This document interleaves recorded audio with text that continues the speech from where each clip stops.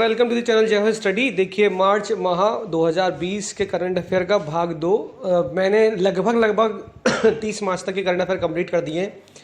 एक भाग और मैं डालना चाहता हूं क्योंकि मुझे लग रहा है कि मार्च माह के करंट अफेयर को थोड़ा सही से कर लिया जाए। हमने फरवरी को बहुत अच्छे से किया है, जनवरी को अच्छे से किया है, तो मार्च को भी अच्छे से कर लेते हैं। तो मैंने 20-25 क्वेश्चन अभी इसमें डाले हैं, सारे महत्वपूर्ण हैं। एक बार जरूर देख जाइए, यूट्यूब पे 2x की स्पीड लगाइए और देख जाइए पूरा का पूरा। बहुत कम समय लगेगा, ज़्यादा लगेगा नहीं। महत्वपूर्ण क्वेश्चन है। देखिए पहला क्वेश्चन है, निम्नलिखित में से किस दिन विश्व उपभोक्ता अधिकार दिवस मनाया जाता है? ये विश्व उपभोक्ता अधिकार दिवस कब मनाते हैं? ऑप्शन ए 12 मार्च, 13 मार्च, 14 मार्च, 15 मार्च। इसका सही आंसर है डी ऑप्शन 15 मार्च। सड़क परिवहन और राजमार्ग मंत्रालय ने हाल ही में पारदर्शी तरीके से भूमि अधिग्रहण के लिए किस नाम से पोर्टल जारी किया है? तो भूमि अधिग्रहण के लिए जिस पोर्टल को जारी किया गया है उसका नाम है, जिसमें भूमि लगा हुआ है वही ऑप्शन है, आंसर है सी भूमि राशि पोर्टल। ठीक है। अगला क्वेश्चन है, भारत का कौन सा राज्य राष्ट्रीय बायोफ्यूल पॉलिसी लागू करने वाला पहला राज्य है? तो बायोफ्यूल पॉलिसी लागू करने वाला पहला राज्य कौन सा है बताइए? Option A Kerala, Rajasthan, Uttar Pradesh, Madhya Pradesh. तो इसका आंसर है Rajasthan, C option B option Rajasthan. निम्नलिखित में से किस दिन विश्व प्रसन्नता दिवस मनाया जाता है? मैं ये बता दूंगा, आप मुझे कमेंट करके बताइए कि इस बार के विश्व प्रसन्नता दिवस की थीम क्या है। ठीक है, इस बार के विश्व प्रसन्नता दिवस की थीम क्या है? यह क्वेश्चन आने की संभावना बहुत ज़्यादा है।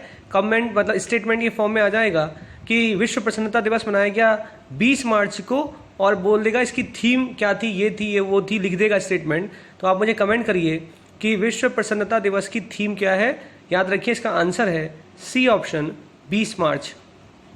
किस राज्य ने हाल ही में SC/ST कर्मचारियों के लिए पदोन्नति में आरक्षण को हटा दिया है?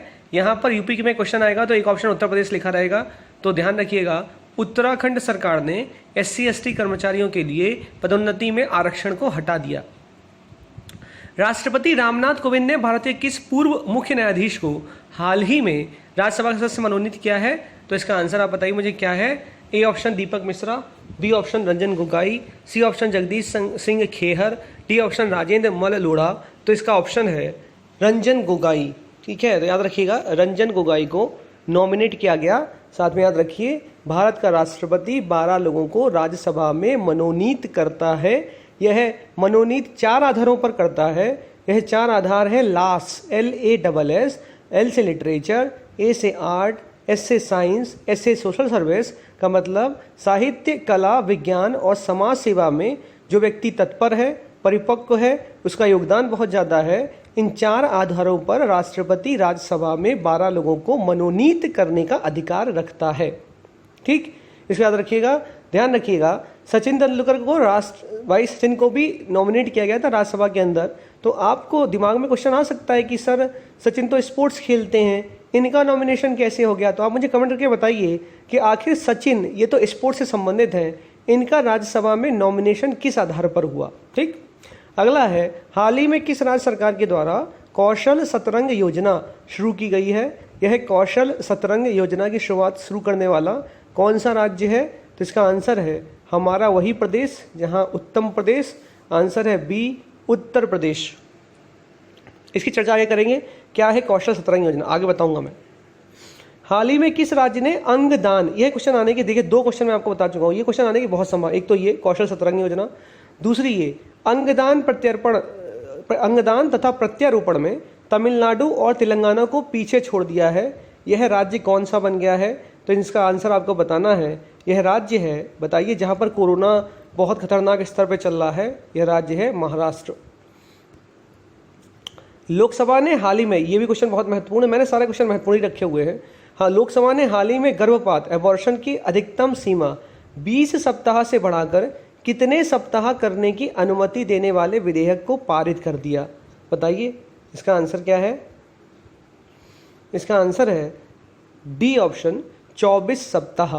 यह क्वेश्चन आने की संभावना बहुत ज़्यादा है, याद रखिएगा। एबॉर्शन को, गर्भपात की जो अधिकतम सीमा 20 सप्ताह थी, इसको बढ़ाकर अनुमति दे दी गई है 24 सप्ताह तक की। ठीक, क्या मुझे आप बता सकते हैं कमेंट करके कि एज ऑफ कंसेंट एक्ट, अच्छा इसको छोड़ दीजिए, रहने दीजिए, अगली बार पूछूंगा। अगला क्वेश्चन है, क्योंकि ये भी मुझे पूछना है इसलिए मैंने इसको छोड़ दिया। सर्वोच्च न्यायालय ने हाल ही में संविधान के किस अनुच्छेद का उपयोग करते हुए मणिपुर के एक मंत्री को राज्य मंत्रिमंडल से हटा दिया? यह क्वेश्चन मैं आपको सौंप रहा हूं, इसका आंसर आप मुझे दीजिएगा कि sir answer is equal to article 140 या आर्टिकल 142 या आर्टिकल 136 या आर्टिकल 122। ये आंसर आप मुझे दीजिए कि किस अनुच्छेद का उपयोग करते हुए मणिपुर के एक मंत्री को सर्वोच्च न्यायालय ने मंत्रिमंडल से हटा दिया, किसका प्रयोग किया? विश्व गौरैया दिवस, बर्ड स्पैरो डे, याद रखिए यह क्वेश्चन बार बार आता है, यूपीपीसीएस बहुत बार पूछ चुका है, तो ध्यान रखिए विश्व गौरैया दिवस हर वर्ष मनाया जाता है 20 मार्च को, प्रसन्नता दिवस होता है उसी दिन। हाल ही में मानव संसाधन विकास मंत्रालय ने संयुक्त रूप से आयुष्मान भारत के तहत किस योजना की शुरुआत की है? तो मानव संसाधन विकास मंत्रालय ने संयुक्त रूप से आयुष्मान भारत के तहत स्कूल स्वास्थ्य कार्यक्रम इसकी शुरुआत करी है, तो option A is correct, school स्वास्थ्य कार्यक्रम। हाल ही में जारी किए गए विश्व खुशहाली सूचकांक में भारत को कौन सा स्थान प्राप्त हुआ? तो विश्व खुशहाली सूचकांक में भारत को स्थान प्राप्त हुआ है, फिनलैंड प्रथम स्थान पर है और भारत इसमें है ए ऑप्शन 144वें स्थान पर। ठीक है, तो विश्व खुशहाली सूचकांक में भारत की जो नंबर स्थान है वो है 144वां, पहले स्थान को याद रखिए, फिनलैंड पहले स्थान पर है।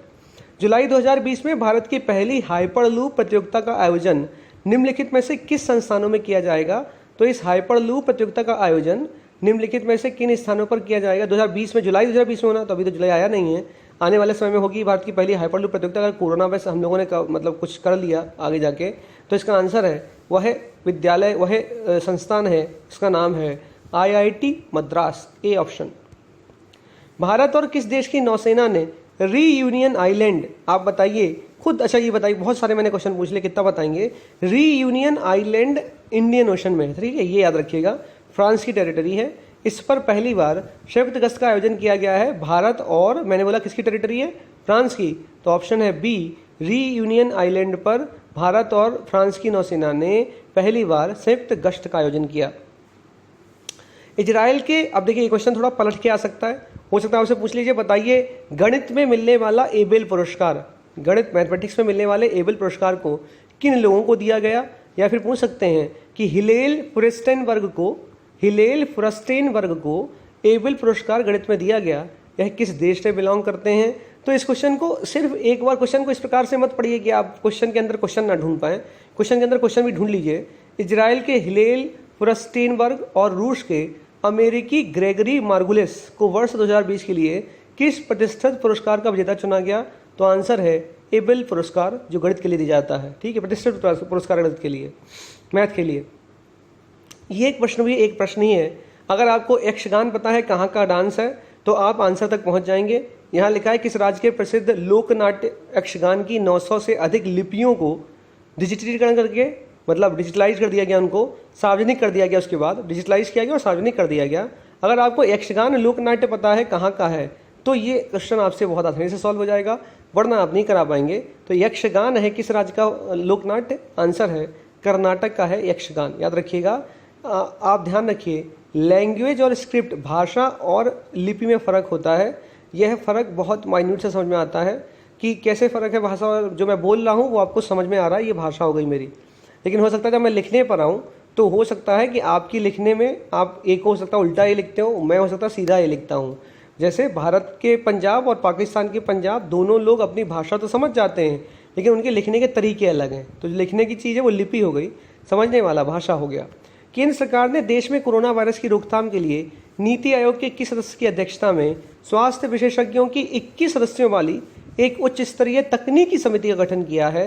यह 21 सदस्यों वाली एक उच्च स्तरीय तकनीकी समिति का गठन किसकी अध्यक्षता में किया गया? तो याद रखिए उन व्यक्ति का नाम है डॉक्टर वी के पॉल। ठीक, अगला क्वेश्चन, केंद्र सरकार ने हाल ही में किस सोशल मीडिया प्लेटफॉर्म पर my government corona help desk की शुरुआत की है? तो ये आपको मुझे बताना है कि बताइए my government corona help desk की शुरुआत केंद्र सरकार ने हाल ही में किस